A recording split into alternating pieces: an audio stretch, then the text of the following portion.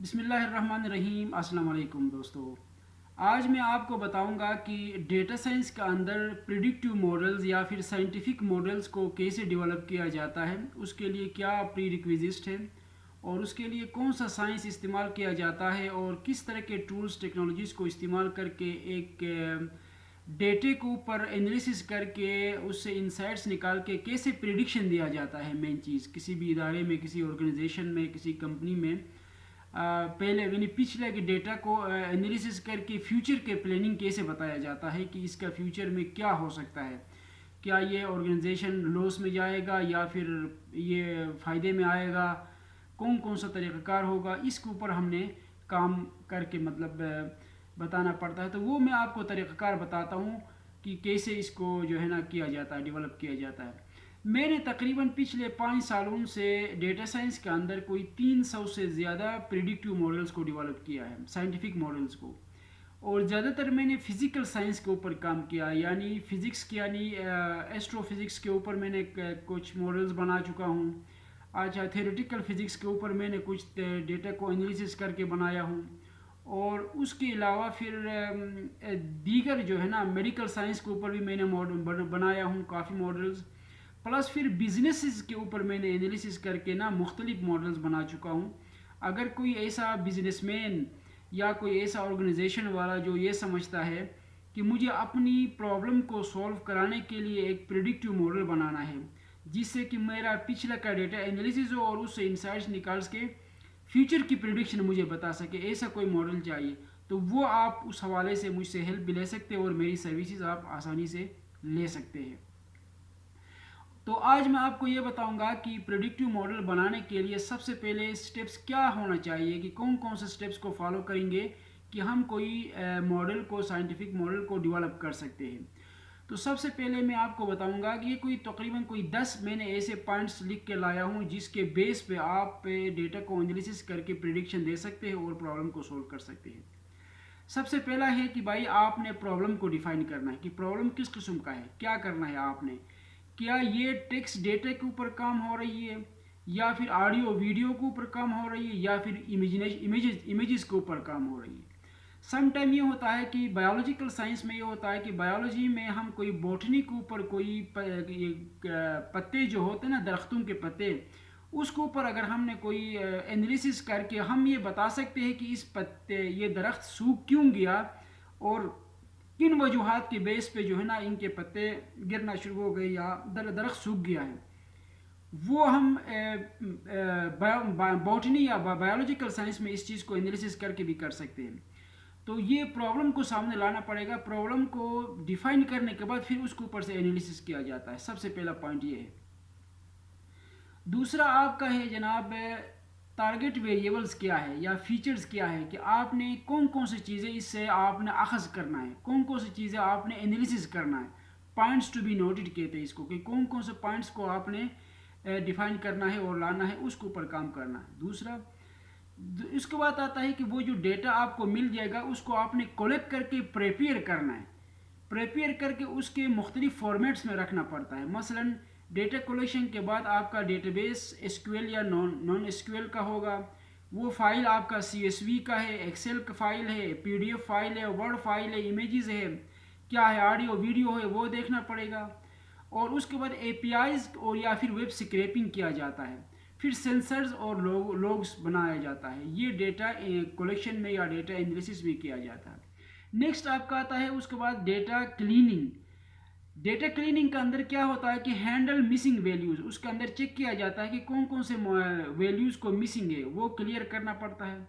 Remove और correct जो ना आउटलाइंस को इसको करेक्ट किया जाता है और फिक्स करना पड़ता है फॉर्मेट्स को, डेटा को, कैटेगरीज को, फिर डुप्लीकेट्स वगैरह ना आ जाए। ये सारा चीज़ें डेटा क्लीनिंग में किया जाता है। तीसरा आता है फीचर इंजीनियरिंग किया जाता है। फीचर इंजीनियरिंग के अंदर create new useful features, for example ratio, awareness वगैरह। Convert categorical data into the numerical, अगर वो कैटेगरीज में है तो उसको न्यूमेरिक्स के अंदर हमें कन्वर्ट करना पड़ता है। और स्केल या फिर नॉर्मलाइज किया जाता है डेटा एल्गोरिदम्स को इस्तेमाल करने के लिए एसवीएम या केएनएन के ज़रिए। फिर आता है ईडीए, उसके बाद एक्सप्लोरेटरी डेटा एनालिसिस, इसको कहते हैं एडीए।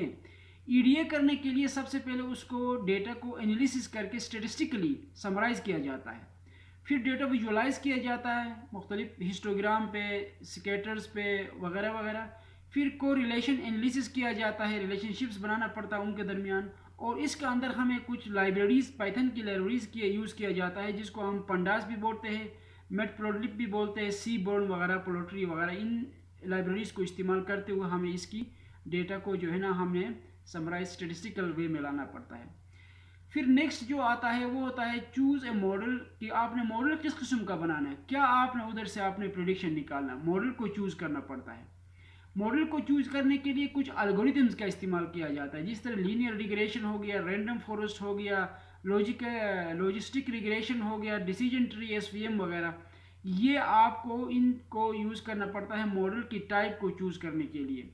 एल्गोरिथम्स को इस्तेमाल किया जाता है, KNN भी होता है, के मीन्स भी होता है। फिर उसके बाद हमने उस डेटे को स्प्लिट किया जाता है।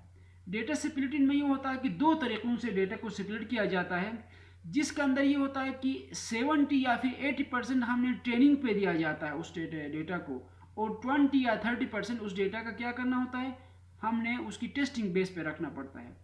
तो ज़्यादातर हम 70% में जहाँ तक काम करता हूँ ना, 70% हमें ट्रेनिंग पे रखते हैं और 30% में टेस्टिंग बेस पे रखता हूँ। डेटा को स्प्लिट किया जाता है, दो हिस्सों में तकसीम किया जाता है। उसके बाद क्या होता है, हम उसको वैलिडेट किया जाता है, वैलिडेशन करने।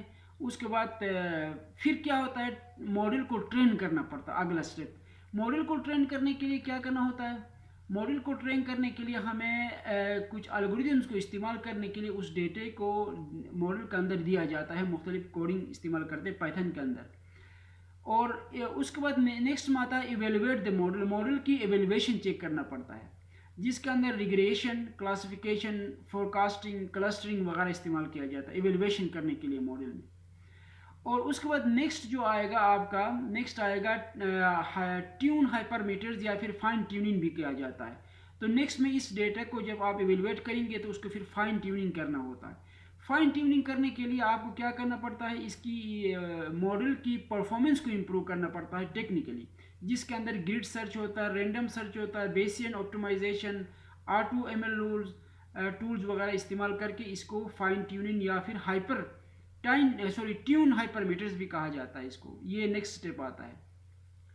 फिर आता है नाउ आपका डिप्लॉय एंड मॉडल्स ऑन ए, किसी प्लेटफॉर्म पे आपको इस मॉडल को डिप्लॉय किया जाता है, यानी उसको प्रोपेगेट किया जाता है। उसके लिए बहुत सारी चीज़ें, ऑप्शंस है, जिसके अंदर आप अपनी वेब के ज़रिए वेबसाइट पे इसको टेस्टिंग बेस पे रख सकते हैं, APIs को यूज़ कर सकते हैं, इसके अंदर फ्लास्क और फ्लास्क API यूज़ कर सकते हैं, डैशबोर्ड बना के एप्लीकेशन बना सकते हैं, मोबाइल ऐप के ज़रिए से भी इसको डिप्लॉय किया मुख्तलिफ प्लेटफॉर्म्स पे किया जाता है। उसके बाद फिर नेक्स्ट आता है मॉनिटरिंग करने के लिए परफॉर्मेंस की ओवर टाइम।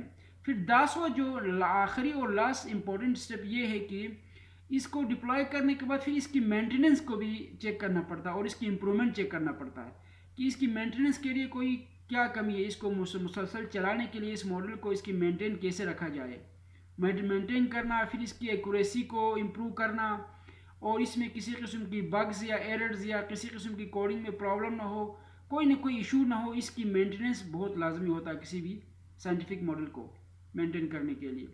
और इसमें जो है ना, और उसकी पिछले जो फीडबैक है उसको कलेक्ट करके, मतलब बहुत सारे कामों से स्टेप से गुजार के एक मॉडल को तैयार किया जाता है। तो मैंने कहा ना कि मैंने काफ़ी अरसे से, ये कोई 5 साल से, कोई 300 से ज़्यादा साइंटिफिक मुख्तलिफ फील्ड्स के ऊपर जो है ना मैंने मॉडल्स को डेवलप किया हूँ। तो अगर आप में से किसी ऐसे इंसान को, किसी शख्स को, अगर आपको साइंटिफिक मॉडल बनाने की ज़रूरत हो, किसी भी फील्ड की हो, चाहे आप मेडिकल साइंस में हो या एग्रीकल्चर साइंस में हो, आप बायोलॉजिकल साइंस में हो या फिज़िकल साइंस में हो, आप कोई बिजनेसमैन हो या फिर आप मिलिट्री कोई इदारा चलाते हो, या कोई स्कूल, कॉलेज, यूनिवर्सिटी, एकेडमिक इदारा चलाते हो, या कोई NGO चलाता हो, किसी भी इदारे का किसी भी तरीके से कोई भी आपको डेटे के ऊपर आपने काम करके आपको कोई एनालिसिस करके इंसाइट्स निकाल के प्रेडिक्शन देने की ज़रूरत अगर है तो आप मुझसे रब्ता कर सकते हैं। मेरा सर्विसेज इस फील्ड में भी आपको दे सकते हैं, मैं और मेरा टीम इसमें आपकी मदद कर सकेंगे। तो मेरा व्हाट्सएप नंबर है मेरा 0092 3105688 263, वंस अगेन 3105688263 मुझ पे आप मुझसे रब्ता कर सकते हैं, करके आप मुझसे ये सर्विसेज भी ले सकते हैं। तो thank you so much, good bye.